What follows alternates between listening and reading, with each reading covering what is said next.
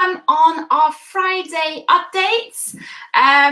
So today we are welcoming back Maria from moneychats.com to follow up on the fresh updates in regards to small business finance, emergency funding with COVID-19. So let's welcome back everyone.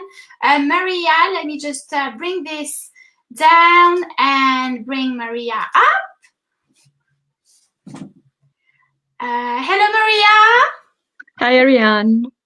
Nice to see you again, Maria. Nice to see you too. So we're trying to keep everything positive and up to date with all that has been happening this week. Obviously, quite few updates, but I think it would be a good thing to recap some of the things that we covered last week already. Do you agree, Maria? Yeah, sure. Let's do that.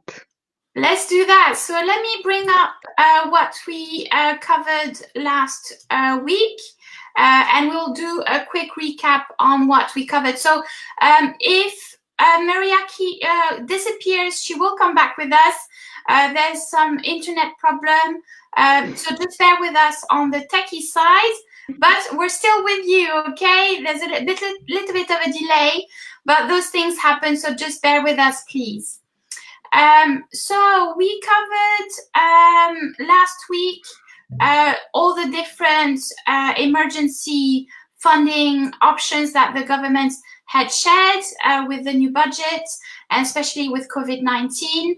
So Maria, we started talking about the interest rate cut last week. Do you want to do a little recap on this? Yeah, sure. The interest rates are now at 0.1%, which is very, very low, and it's going to stimulate business owners to take more loans because it's just money is cheap. Let me put it this way. In the most understandable way, money is cheap to borrow at the moment. So this is the government encouraging businesses to go and ask for loans. This is it more or less about the interest rate cut. So there's not much more updates in that regard compared to last week, is there, Maria? No, nothing new has happened. This is something that doesn't change on a weekly basis, so we don't expect to see any significant development over there. It's already very good. And we also mentioned the business rates last week. So business rates for small business owners. Yes, so they are basically been cancelled for 2021. The business owners who are eligible, who are paying business rate, are not going to pay them, and they don't need to do anything. Their local authority is going to contact them. So yes, so this would apply for small businesses who had premises. Exactly, yeah, restaurants, coffee shops, stores, and so on. So again, it's a tax on a space that the business is occupying. So again, there's nothing that they need to do. The local authority, their council will contact them. Exactly. And then most of the things actually, so except the business loans, most of the things people don't need to do anything but to wait to be contacted. Mm-hmm. We can summarize this. Yes. Next, we mentioned the government grants for small businesses. So it was mentioned last week, but I think it would be good recap. Not everyone is eligible for those small business grants. Can you just remind everyone who is eligible generally for those small business grants, and what it covers, who is eligible?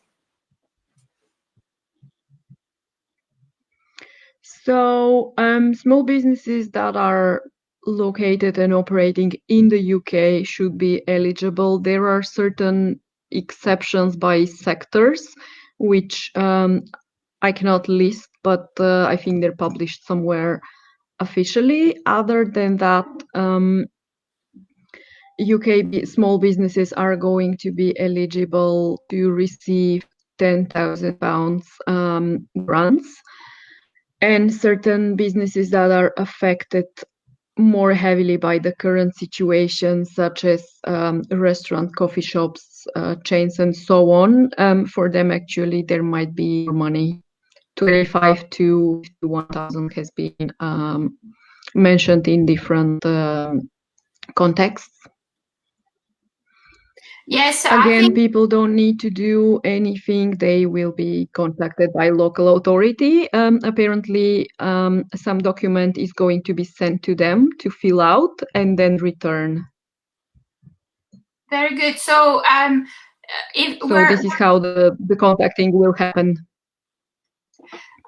We're feeling for all the all the coffee shops that we used to go, the gyms that we used to go. So all those small business owners will be contacted for the small business grants, isn't it? Yes, exactly. Then we talked by about local authority. By local authority. Then we talked about the mortgage and the renters. So let's start with the mortgages. Just a recap again, nothing new on that end. But if you can just recap for us, please, Maria. Sure. So the government has confirmed there's going to be no evictions for the next 3 months. For people who have a mortgage, they should contact their bank and ask for mortgage vacations and discuss what could be done as early as possible, because the bank is also a business, so they need to plan for themselves. So as early as you know that you may be facing difficulties covering your payments, you should contact your bank and discuss what could be done. For the renters, they should contact their landlord and communicate the same. So in case the landlord is a mortgage payer, they could go to the previous and contact their bank. Basically, everything is a negotiation between you as a renter or a mortgage payer and your landlord or bank. And I think what you just said, Maria, sorry to interrupt, Maria, but I think what you just said now is very important. It's getting into that conversation with your suppliers, with the people that you have upcoming payments coming up, whether it's for your business or in your personal life. You need to get that conversation started. If you haven't started last week, which would have been a great thing, it's never too late. Open up that conversation. Let them know your situation. I mean, everyone is in the same situation, more or less. But like Maria was saying, open the conversation, start talking, and start communicating, isn't it, Maria?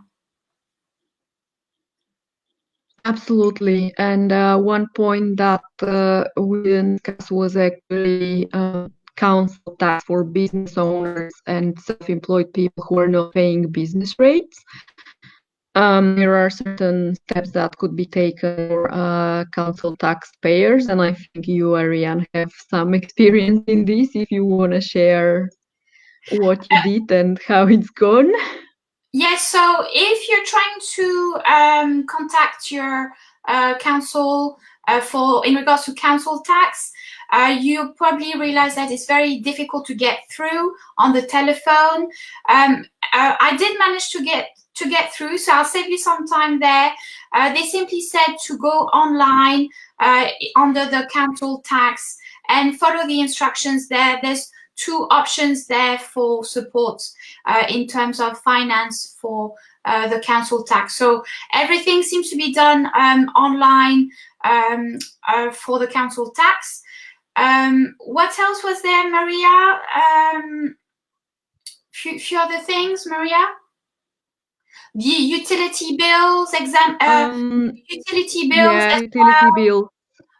banks, like you said. So get in touch as soon as possible with them and start the conversation. Some of those companies will have messages pre-recorded on their phone, and they will tell you straight away where to go. For example, one of my suppliers had very clear instructions on their phone line, which was go on their website and download an application form to fill out and email that form back to them. So most of the businesses are up to speed with the current situation, but it's in your hands. You need to do what you need to do in order to put everything into place on your side of things, isn't it, Maria? Yeah, and this is the only thing that is actually in your hand. Go and negotiate everywhere where it's not government supported. Whatever is official, like business rate or government grant